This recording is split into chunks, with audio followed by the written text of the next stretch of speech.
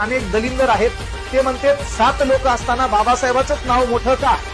भाऊ ते बॅरिस्टर होते, इंग्लंडला शिकले, जपानमध्ये बारातला नावाचा कोर्स केलाय, एवढं करून आपल्या भारताची हालाकीची परिस्थिती माहित होते, याच्यातलं एक बी बाहेर गेलं नव्हतं. मग यायला काय धतुरा माहितीये का घटनेत काय करायचं आणि काय नाही? मग तिथं बाबासाहेबांचं नाव येणार असेल, मग ज्या माणसाने जे काम केलं त्याच्या कामाला व्हॅल्यू द्यावाच लागतो ना तुम्हाला. बरं तुमच्यासारखे 2-4 फुटुरे जरी म्हणले समजा बाबासाहेबांनी काय केलं, बाकीचे बी लोक होते आणि काय काय आहेत पा उगं भाषणात बाबासाहेबांचं नाव घ्यायचं, माघारी कार्यक्रम बरोबर वागतचा. तर त्यांनी लक्षात घ्यायचं ज्या माणसाचं जे काम आहे ते काम तुम्हाला मानावंच लागेल.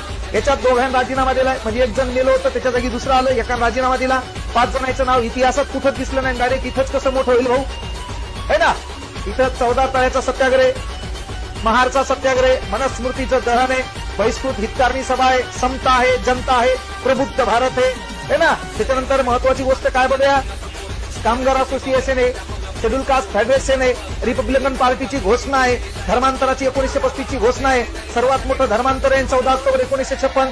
मग एवढं इतिहासात हा पानाचं लिखाण ज्या माणसावर आहे त्याचं काम तुम्हाला मान्यच करावं लागेल ना. म्हणून तिथं आपण डायलॉग घालायचा नाही, आपलं काहीच खरं नाही ना. आपण तेवढ्या